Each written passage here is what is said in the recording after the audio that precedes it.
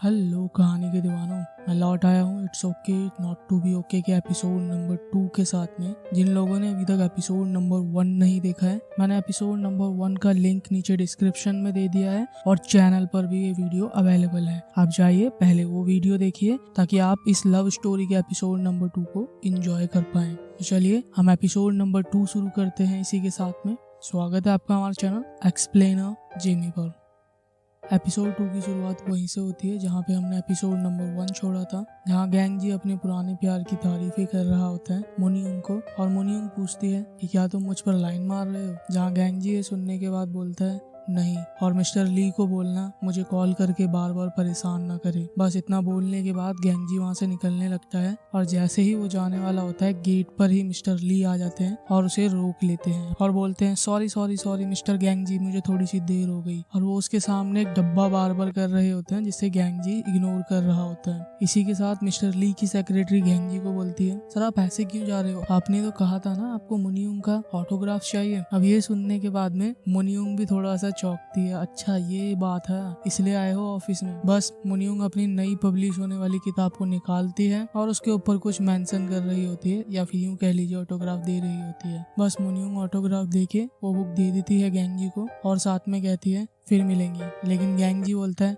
मुझे नहीं लगता मैं दोबारा तुमसे मिलना चाहूंगा। बस इसी के साथ गैंग जी निकल जाता है यहाँ से, लेकिन पीछे पीछे मिस्टर ली आते हैं भागते हुए और वो फिर से वही डब्बा उसे पकड़ाने लगते हैं कि मिस्टर गैंग जी आप कहाँ जा रहे हैं, ये आपके लिए स्पेशल गिफ्ट है। जहाँ पे कि गैंग जी बार बार बोल रहा होता है मुझे जरूरत नहीं है, लेकिन मिस्टर ली नहीं मानते हैं तो वो डब्बा लेता है और खोल के देखता है तो उसके अंदर बहुत सारे पैसे होते हैं और ये देखने के बाद बोलता है मेरी जरूरत से बहुत ज्यादा है, मुझे नहीं चाहिए। तो मिस्टर ली बोलते हैं सर आप अपने आसपास वालों को दे सकते हैं जिन्हें जरूरी है, लेकिन गैंग जी उस डब्बे को लेता है और नीचे फेंकने वाला होता है। जहाँ ये देखने के बाद मिस्टर ली बोलते हैं नहीं, और उस डब्बे को वो पकड़ के उसे वापस देता है जहाँ पे उसे गिरने से भी बचाता है। बस इसी के साथ में फाइनली अब गैंग जी यहाँ से निकल जाता है। अब हम मोनियुंग को देखते हैं जो कि गैंग जी को जाते हुए देख रही होती है और वो कुछ अपने ही ख्याली पुलाव पका रही होती है अपने माइंड में, जहाँ पे कि वो देख रही होती है कि उसका आकार बहुत ज्यादा बड़ा हो गया है और उसने गैंग जी को पकड़ लिया है। और इसी तरह से वो अपने लव इमेजिनेशन में बहुत कुछ इमेजिन कर रही होती है। इसी के साथ यहाँ पे सुन जे की एंट्री होती है जो कि सेक्रेटरी है मिस्टर ली की, और जाहिर सी बात है मिस्टर ली की सेक्रेटरी और मिस्टर ली काम करते हैं मोनियुंग के लिए, तो मोनियुंग की भी सेक्रेटरी हुई। यहाँ पे कि हम सुन जे को बोलेंगे अब से सू।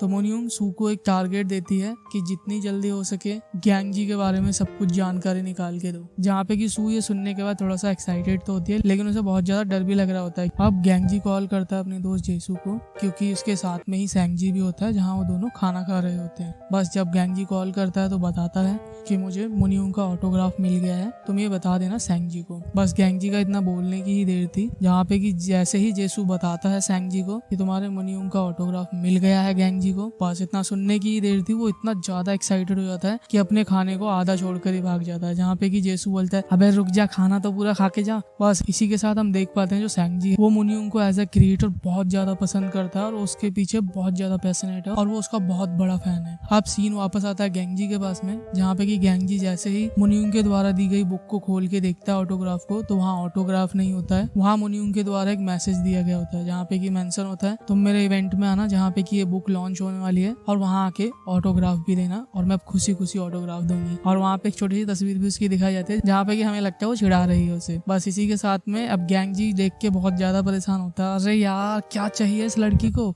अब हमें जूही को दिखाया जाता है जिसने की कॉल किया था मोनियुंग के मैनेजर मिस्टर ली को मोनियुंग के पिता की सर्जरी के लिए, और ये गैंग जी को बहुत अच्छे जानती है क्योंकि ये गैंग जी की बहुत अच्छी दोस्त है। तो वो उसके पार्ट टाइम जॉब पे उसे मिलने के लिए आती है और जैसे ही गैंग जी को ये बताया जाता है तो गैंग जी बाहर आता है और दोनों एक दूसरे को देख के एक बहुत प्यारी सी स्माइल देते हैं और थोड़ी बहुत बात करते हैं। जहाँ पे कि जूही पूछती है गैंग जी से तुम्हारा सही है, तुम कभी भी शहर बदलते रहते हो और कहीं भी जाते रहते हो। जहाँ पे कि गैंग जी ये देख के बस थोड़ा मुस्कुराता है, ज्यादा कुछ नहीं कहता है। इसी के साथ में जूही गैंग जी को बताती है कि मैं जहाँ पे काम करती हूँ वो ओके साइकेट्रिस्ट हॉस्पिटल है, तुम वहाँ पे काम कर सकते हो क्योंकि तुम्हारे पास एक्सपीरियंस है और बहुत ही अच्छे से तुम लोगों को मैनेज कर पाते हो, तो तुम्हें वहाँ पे पैसे भी बहुत अच्छे मिलेंगे। अब गैंग जी ये सुनने के बाद थोड़ा सा खुश होता है कि कहाँ पर है ये, जहाँ पर कि जूही बताती है ये सोनजोन सिटी में, मैं भी वहीं रहती हूँ। और ये सुनने के बाद में थोड़ा सा गैंगजी शॉक होता है और अपनी पिछली यादों को याद करने लगता है, जहाँ पे कि हमें एक फ्लैशबैक दिखाया जाता है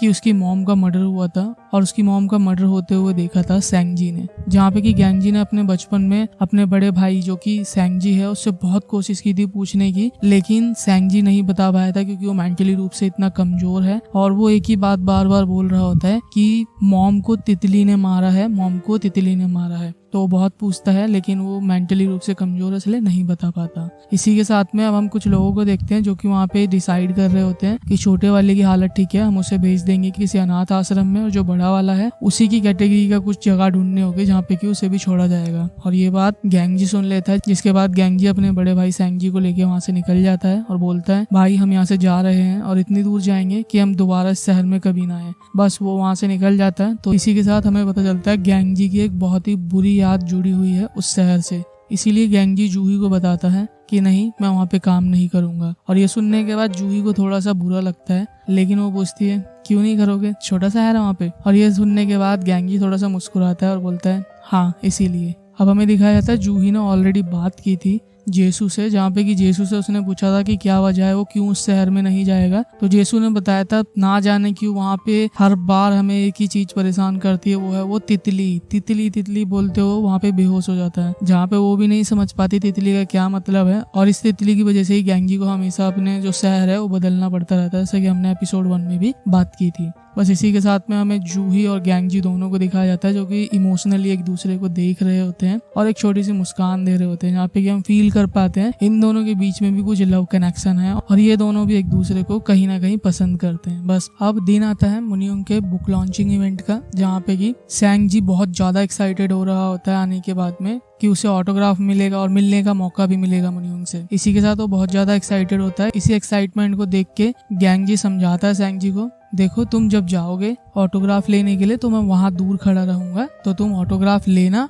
और वापस आ जाना यहाँ पे। और मुनियोंग भी देखती है गैंगजी को इसी तरह से बात करते हुए, जहाँ पे कि वो देख के बहुत ज्यादा खुश होती है कि अपना प्यार आ गया। बस इसी के साथ में गैंगजी को समझाने के बाद में कॉल करने के लिए बाहर चला जाता है कुछ काम से, जहाँ पे कि सेंगजी बहुत ज्यादा एक्साइटेड होकर एक बच्चे से बात करता है, एक छोटे डायनासोर की कहानियां बता रहा होता है, यानी कि जो मुनियोंग लिखती है अपनी किताबों वगैरह में उन सारी चीजों को एक बच्चे को समझा रहा होता है, जहाँ पे कि उसके माता पिता सोचते हैं इतना बड़ा इंसान है और ऐसी बच्ची जैसी बातें कर रहा है, जहाँ पे कि उन्हें नहीं पता होता है कि वो मेंटली रूप से थोड़ा सा कमजोर है। तो बस इसी चीज को देख के उस बच्चे के माँ बाप इरिटेट हो जाते हैं और इरिटेट होने के बाद में उसका जो पिता है बच्चे का वो पकड़ लेता है सेंगजी को बालों से पीछे से और बहुत ज्यादा बाल उसके खींच देता है, जिसको खींचने के बाद में सेंगजी को बहुत ज्यादा दर्द होता है और साथ में ही उसे एक दौरा पड़ जाता है, जहाँ पे कि वो बहुत ज्यादा चिल्लाने लगता है और बोलने लगता है मेरे बाल छोड़ो, मेरे बाल छोड़ो। ये बात सुन लेता है गैंगजी और सुनने के बाद जल्दी से भाग के आता है सेंगजी के पास में और सेंगजी को संभालता है, अपना कोट उसके ऊपर रख के उससे माफी मांग रहा होता है, मुझे माफ कर दो, मुझे तुम्हारे पास से नहीं जाना चाहिए था। और उसे थोड़ा शांत करने के बाद में उसे बहुत गुस्सा आता है और वो उस बच्चे के पिता को मारने के लिए जा रहा होता है, पर तभी मुनियोंग की एंट्री होती है वहाँ पे। और जैसे ही मुनियोंग की एंट्री होती है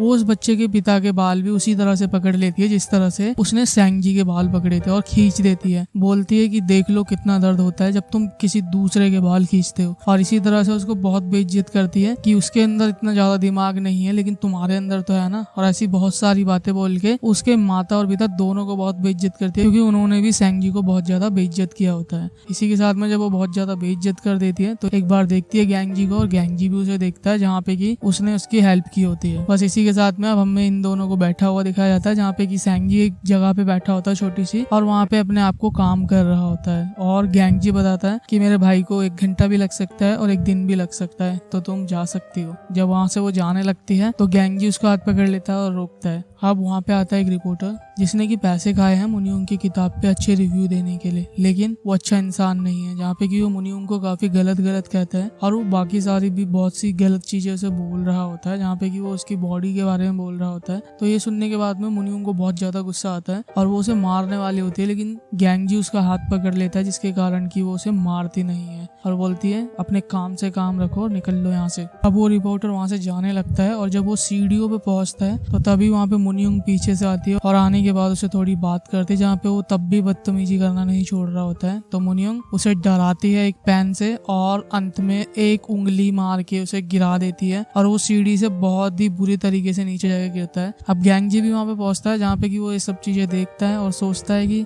क्या लड़की है ये। बस इसी तरह से हमें दिखाया जाता है जिस रिपोर्टर को अभी गिराया गया है उसको पूरा फ्रैक्चर हो गया, लेकिन मुनियोंग बोल रही होती है साला मरा नहीं अभी तक, जहाँ पे कि उसे इस चीज का अफसोस होता है कि वो पूरी तरह से मरा नहीं है। उसका मकसद था उसे पूरी तरह से मारने का। और ये देखने के बाद क्योंकि उसे बहुत ज्यादा गुस्सा होता है, गैंगजी उसे शांत करता है, पीछे से हाथ पकड़ के उसे कंधे पे रखता है और उसे एक टेक्निक सिखाता है कि तुम्हें जब भी कभी गुस्सा है तो इस तरह से अपने हाथ रखना अपने कंधे पे और आंखें बंद करके कहना शांति शांति। इस तरह से उल्टी गिनती गाने के लिए कहता है और इसी तरह से छोटी मोटी चीजें ट्रिक उसे बताता है। लेकिन अब जैसे ही वो बता के उसे जाने लगता है तो वहाँ पे मुनियोंग उसका पीछा करने लगती है। अब वो उसका पीछा छोड़ ही नहीं रही होती है, तो वो मुनियोंग को बहुत अच्छे से समझाता है, देखो जब हम किसी पेशेंट को ठीक कर देते हैं तो ठीक करने के बाद हमेशा उससे यही बोलते हैं घर जाओ और इंजॉय करो, तो अब जाओ यहाँ से और मेरा पीछा छोड़ो। बस इसी तरह से वो जाने लगता है। तो जहाँ पे वो जब लिफ्ट में पहुँचता है तो मुनियोंग वहाँ पे पहुँचने के बाद बोलती है तुम मुझसे भाग नहीं रहे, तुम मुझसे डरते हो, डरपोक हो तुम जो अपनी फीलिंग्स को जाहिर नहीं करते और दबा के रखते हो। अब जैसे ही लिफ्ट बंद होती है हम गैंगजी को देख पाते हैं, जहाँ पे कि हमें पता चलता है कि वो वाकई अपनी फीलिंग्स को दबा के रखता है और वो भी मुनियोंग को कहीं ना कहीं पसंद करता है, लेकिन वो नहीं बता पाता क्योंकि उसकी भी कहीं ना कहीं बहुत सी मजबूरियां हैं जो अभी हमें नहीं बताई जाती। इसी के साथ स्टोरी आगे बढ़ती है और हमें दिखाया जाता है गैंगजी पहुंचता है अपने भाई सैंगजी के पास में, जहाँ पे कि वो बाहर आ गया होता है नॉर्मल होके और दोनों घर के लिए निकलते हैं। जहाँ पे कि गैंगजी सैंगजी को एक बुक देता है जो कि होती है एक डायनासोर से रिलेटेड, जो कि डायनासोर की इंसाइक्लोपीडिया होती है, जिसको देखने के बाद में सैंगजी बहुत ज्यादा खुश होता है और इसी के साथ ये अपने घर के लिए निकल रहे होते हैं। जब वो घर के पास में पहुंच जाते हैं तभी वहाँ पहुंचता है जेसू, जो कि रात से पीने के बाद टुल्ल पड़ा था, अभी अभी आया है, दोबारा से उसका हैंगओवर उतरा है। जहाँ पे वो आने के बाद हाथ ऊपर करता है और बोलता है माफ कर दे भाई। बस इसी तरह से अब दोनों बात करते हैं गैंगजी और जेसू, जहाँ पे कि गैंगजी बोलता है जेसू से तू हमारे चक्कर में अपनी जिंदगी मत खराब कर, अपने कैरियर को मत खराब कर, जा और अपना कैरियर बना। इससे हमें पता चलता है कि जो जेसू है वो भी इन्हीं के साथ में हमेशा से सफर करता हुआ है, यानी कि जब जब ये दूसरी जगह पे रहने के लिए आते हैं दूसरे शहर में तो इसे भी इनके साथ में जाना पड़ता है, या फिर यूँ कह लो एक बहुत अच्छा दोस्त है तो उसके साथ में जाता है। जहाँ पे वो बोलता है बकवास मत कर, बड़े भाई की तरह यूँ ना तेरे। बस इसी तरह से दोनों बहुत अच्छी सी बातें कर रहे होते हैं, जहाँ पे कि गैंगजी बोलता है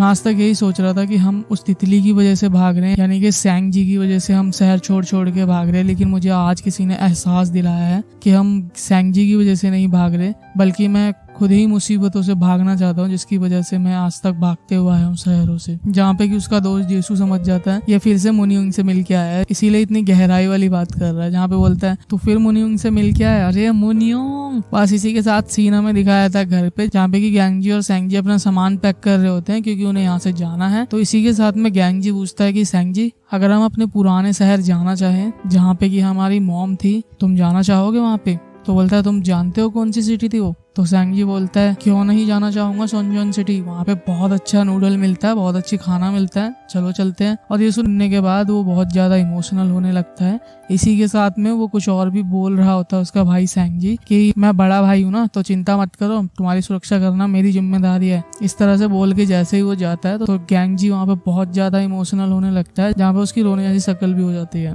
अब गैंगजी कॉल करता है अपनी दोस्त जूही को, जहाँ पे कि उसने ऑफर दिया था अपने हॉस्पिटल में काम करने के लिए और उसके लिए रहने के लिए अपना ही घर उसने ऑफर भी किया था। तो उसे कॉल करता है और बताता है मैं आ रहा हूँ उस सिटी में। अब इसके बाद एक मैसेज किया जाता है मुनियोंग के पास में, जहाँ पे कि मैसेज वो पढ़ती है तो उसे पता चलता है गैंगजी निकल रहा है सोनजोन सिटी के लिए। तो बस ये पढ़ने के बाद वो भी निकल जाती है। अब इसी के साथ हमें उसका स्टाफ दिखाया जाता है, जहाँ पे मिस्टर ली बहुत ज्यादा परेशान होते हैं कि ऑलरेडी इतना सारा पंगा चल रहा है, न्यूज में इतनी सारी बातें चल रही है और ये मुनियोंग ऐसे ही बिना बताए कहीं पे चली गई है, जहाँ पे कि उसकी सेक्रेटरी बीच में आके बताती है कि उसी ने उसको मैसेज किया था, जिसकी वजह से वो गई है गैंगजी के पास में। बस इसी के साथ अब हमें दिखाया था वो गैंगजी के हॉस्पिटल में पहुंच गई है, जहाँ पे कि गैंगजी बात कर रहा होता है फोन पे कि लाइट वगैरह का थोड़ा प्रॉब्लम है, लेकिन अंधेरे में से निकल के आती है मुनियोंग। और मुनियोंग को देखने के बाद गैंगजी का रिएक्शन भी कुछ अलग ही था कि ये यहाँ क्या कर रही है। जहाँ पे कि वो जब उसके पास में पहुंचती है तो वो पूछता है तुम यहाँ कैसे? तो मुनियोंग बोलती है तुम जहाँ मैं वहाँ, बस इसी के साथ ये एपिसोड यहाँ पे खत्म होता है। इस एपिसोड में हमें बहुत कुछ जानने को मिला, जहाँ पे कि थोड़ी सी हिस्ट्री दिखाई गई थी गैंग की मॉम के बारे में, थोड़ी सी हिस्ट्री दिखाई गई थी मुनियुंग के बारे में, और थोड़ा और बताया गया था सैंग जी के बारे में। इसी तरह से और भी बहुत सारे सस्पेंस है इस सीरीज में, जो कि आने वाले एपिसोड में आपको देखने को मिलेंगे साथ में। अब मुनियुंग यहाँ पे क्यों आई है, जाहिर सी बात है उसे मनाने के लिए आई है। मनाएगी कैसे, कैसे नहीं मनाएगी, वो सब हम देखेंगे नेक्स्ट एपिसोड में। अब आप बताइए आपको ये एपिसोड कैसा लगा है, बाकी नेक्स्ट एपिसोड आप कब चाहते हैं कमेंट सेक्शन में जरूर बताइएगा, और वीडियो को लाइक जरूर कीजिएगा अगर पसंद आए तो, और सब्सक्राइब कर लीजिएगा ताकि नेक्स्ट एपिसोड जब भी अपलोड हो आपको नोटिफिकेशन पहुंच जाए। इसी के साथ मैं मिलता हूँ आपको अगली बार, तब तक के लिए ऑलवेज लर्न, बाय।